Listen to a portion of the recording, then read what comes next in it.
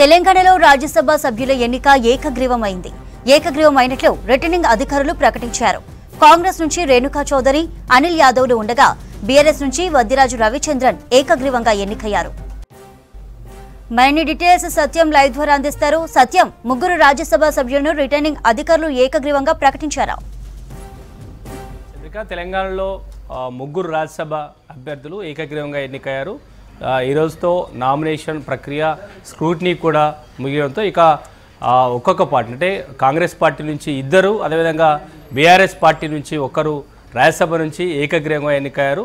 3 స్థానాలు ఖాళీ అవ్వడంతో ఎమ్మెల్యేల బలాబలాలతో సమానంగా కాంగ్రెస్ పార్టీ నుంచి ఇద్దరు అభ్యర్థులు మాత్రమే నామినేషన్ వేశారు. ఇక బీఆర్ఎస్ పార్టీకి 39 మంది ఎమ్మెల్యేలు ఉండగా 40 మంది సభ్యులతో రాజ్యసభ అభ్యర్థి ఎంపికయ్యే అవకాశం ఉండడంతో బీఆర్ఎస్ పార్టీ నుంచి కూడా వద్దిరాజు రవిచంద్ర, మాజీ రాజ్యసభ సభ్యుడిగా ఉన్న వద్దిరాజు రవిచంద్రకి బీఆర్ఎస్ పార్టీ మరోసారి అవకాశం ఇవ్వడంతో ఆయన నామినేషన్ వేశారు. ఈ రోజుతో నామినేషన్ స్క్రూటినీ గడువు మీయడంతో ఇక వీరు పోటీ లేకపోవడం వల్ల కాంగ్రెస్ పార్టీ నుంచి ఇద్దరు, అదేవిధంగా బీఆర్ఎస్ పార్టీ నుంచి ఒకరు ఏకగ్రీవంగా ఎన్నికైనట్టుగా రిటర్నింగ్ అధికారులు ప్రకటించారు. ఇక తెలంగాణలో అధికారంలో వచ్చిన కాంగ్రెస్ పార్టీ ఈసారి వ్యూహాత్మకంగా సీనియర్ల నుంచి ఒకరికి మాజీ కేంద్ర మంత్రిగా పనిచేసిన రేణుకా చౌదరికి ఒక అభ్యర్థిని రంగంలో దించింది. ఆమెను రాజ్యసభ సభ్యుడిగా ప్రకటించింది. అదేవిధంగా యూత్ కాంగ్రెస్లో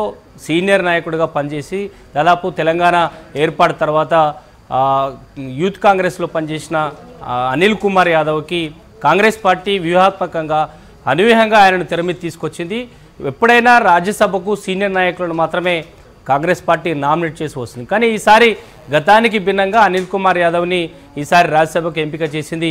ఇక ఎలాంటి పోటీ లేకుండా, ఎన్నిక జరగకుండానే కాంగ్రెస్ పార్టీ నుంచి అనిల్ కుమార్ యాదవ్, అదేవిధంగా రేణుకా చౌదరి ఇద్దరు రాజ్యసభ సభ్యులుగా ఎంపికయ్యారు. ఇక బీఆర్ఎస్ పార్టీ నుంచి వద్దిరాజు రవిచంద్ర మరోసారి ఆయన రాజ్యసభకు ఎన్నికయ్యారు. కానీ కాంగ్రెస్ పార్టీ ఎవరు ఊహించిన విధంగా జూనియర్లను ఈసారి రాజ్యసభకు ఎంపిక చేయడం వల్ల కాంగ్రెస్ పార్టీలో కొత్త తరానికి కాంగ్రెస్ పార్టీ మరింత రాజకీయ భవిష్యత్తు ఇస్తుందనే ఒక సంకేతాన్ని ఇవ్వడం, అదేవిధంగా కాంగ్రెస్ పార్టీ ఆర్గనైజింగ్లో పనిచేసిన నేతలను ఎప్పుడూ అధిష్టానం క్రియాశీల రాజకీయాల్లో అవకాశం ఇస్తుందనే ఒక సంకేతాన్ని అందించడానికే అనిల్ కుమార్ యాదవ్ని ఈసారి రాజ్యసభకు ఎంపిక చేసిందనే ఒక చర్చ కూడా కాంగ్రెస్ పార్టీలో సాగుతుందని చెప్పొచ్చు. ఇక రాజ్యసభ తెలంగాణలో 3 రాజ్యసభ సభ్యుల ఎంపిక ఏకగ్రీవమైంది.